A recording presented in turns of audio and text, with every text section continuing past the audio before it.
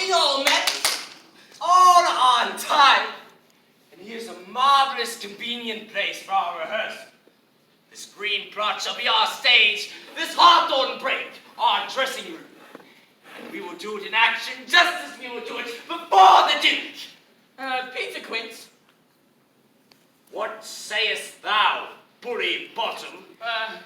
There are things in this comedy of Pyramus and Thisbe that will never please.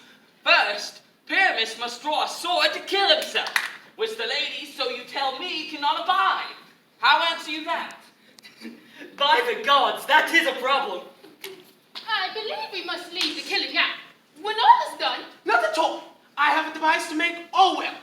We will write a prologue, and let the prologue say, we will do no harm with our swords. And let them know that Pyramus is not Pyramus, but Bottom the Weaver. This will put them out of fear. Well, we will have such a prologue.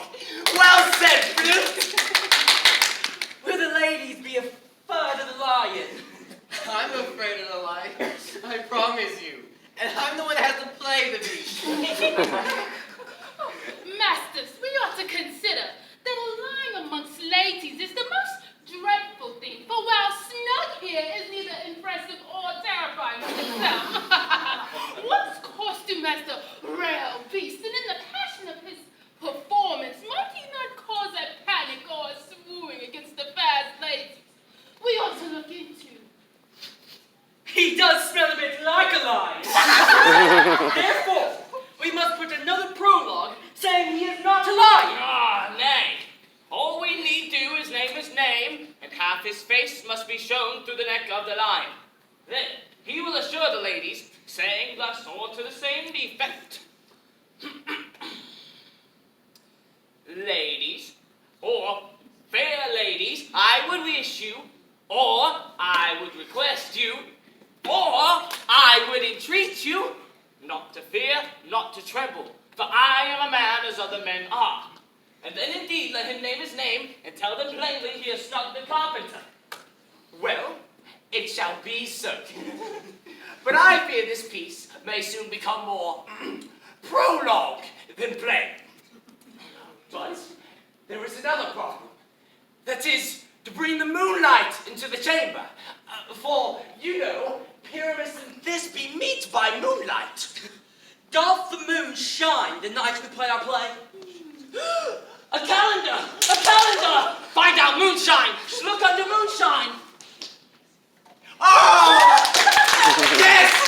yes, it does shine that night. Why, may that we leave a casement at the great chamber window where we play our play open, and the moonlight may shine in at the casement. Aye, or else someone must come in with a bundle of sticks and a lantern and say he represents the person of moonshine. Oh, but that would only be dreadful. Well, there is another thing. Master Snout is chosen to play the wall in the great chamber. For Pyramus and Thisbe, says the story, did talk through the chink of a wall, but I could find no finery for him to represent a wall. You could never bring in a real wall. What say you, Bottom? Oh, well, let him wear some loam or some plaster or some rough cast about him to signify a wall. And then let him hold his fingers thus, and through that cranny shall Pyramus and Thisbe whisper. If that may be, then all is well. Come, sit down, every mother's son, and rehearse your parts. Pyramus, you begin. We have spoken your speech, exit behind that tree, and so everyone according to his cue. What country bumpkins do we have here? So near the cradle of the fairy queen. Oh, they perform a play. I shall be audience and actor too if I see fit. Speak, Pyramus. Thisbe, stand forth. Oh, Thisbe, your breath is as these flowers, as odious savours sweet. Odors! You cannot say that Thisbe's breath is odious. Oh, well, Thisbe's breath may be as scented posies, but Flute here has been at the spring begins again with terrible effect. But, as you will. Oh, this savour sweet! But hark, a voice. Stay thou here a while, and by and by to thee I will appear. A stranger! Pyramus was never played. Must I speak now? Aye, you must. For you must understand he goes to check on a noise that he heard and is to come again.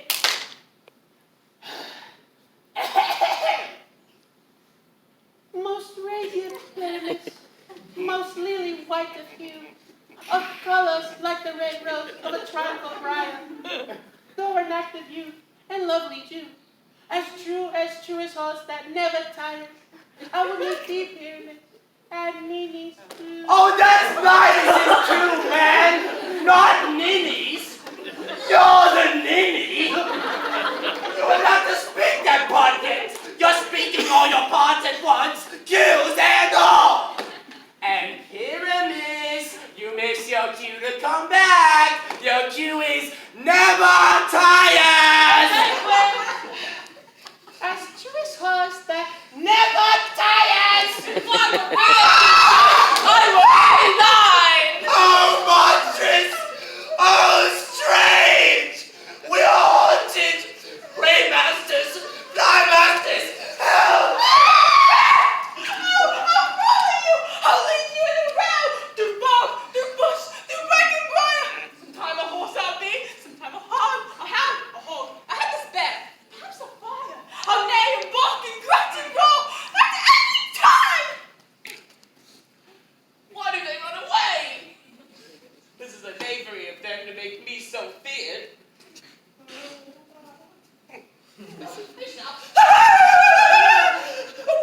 Bottom!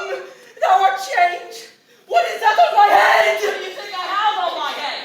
You are acting like an ass, don't you think? Certainly one of us is!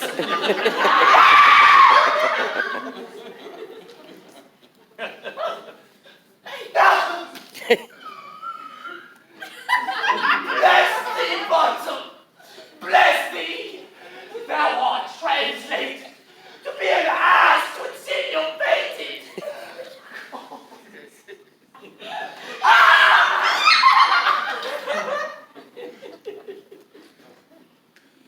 I see their schemes in knavery. That is, to make an ass of me. To flat me, plight me if they could. But I'll stir not from this dark wood. Here I'll sing, march up and down, to prove to them that I'm not a clown.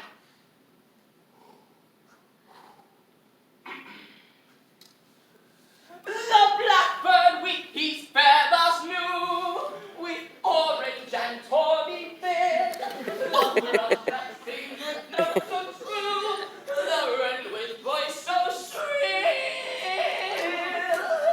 The danger wakes me from my flowery bed. the finch, the sparrow, and the lark, the plain-spoken cuckoo grey, whose voice full many a man doth mark, although not for true pay. For who would heed a foolish bird, the which say incessantly, thy wife's unjustness overheard? Her infidelities! Who said it mortal? Sing again. My ears much admired of thy note, as my eyes are much enthralled in thy shape. And though I know you not, I'm still moved to say, to swear I love thee. Methinks, mistress, you should have little reason for that. Yet, to tell the truth, love and reason keep so little company nowadays, the more the pity that some honest neighbors have will not make them friends. Thou art as wise as thou art beautiful. Nay, not so wise.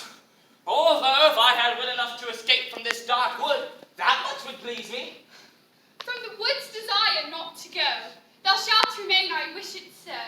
I am a spirit of no common rank, but I rule the summers from his banks. And as I do love thee, go with me. I'll give my berries 1, 2, and 3, and they shall fetch jewels from the deep, whilst I sing the loving sleep, and I'll make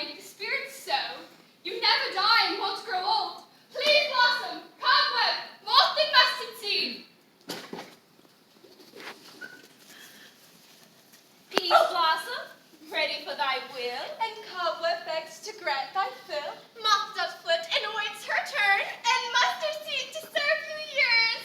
Where shall we go? Be kind and courteous to your mortal wives, both dance and frolic full as eyes. Feed them with apricots and dewberries, purple grapes and mulberries. Take nectar from their honey hives and make candles from their waxen thighs. Set fire to them with glow from eyes to light my love to bed and rise.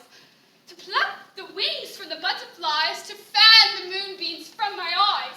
From this mortal nodded bow, these courtesies I so endow. Hail, mortal, Thou hast pleased our queen. she grants thee favor seldom seen, and as the moon above sets sail, we honor you and all say hail. I should like to get to know you all better. I beseech your grace's name. Cobweb, Cobweb is my name. I capture flies and make them tame. I weave a cloth from limb to limb so the fierce spider may ascend. Gentle cobweb, if I were to cut my finger, I should make bold with you for healing. I desire more of your acquaintance. Your name, honest waif? Peas blossom is what I'm called. I bloom in the summer, then I fall. Sometimes a flower, other times a pod. I feed and flatter for the gods. Good peas blossom. I commend you to Mistress Squash, your mother, and Master Peapod, your father.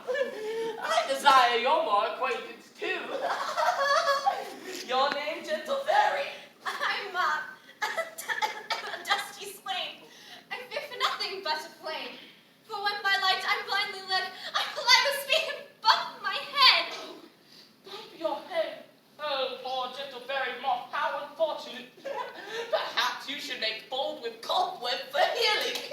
I desire your more acquaintance too. Your name, I beseech you, madam? I'm mustard seed, a tiny waif. Yet God did mention me in faith. The smallest seed with first I rest. Become a tree for birds to nest.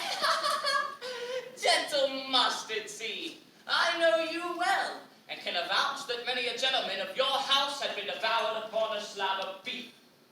For I promise they did die bravely, and made many an eye to water.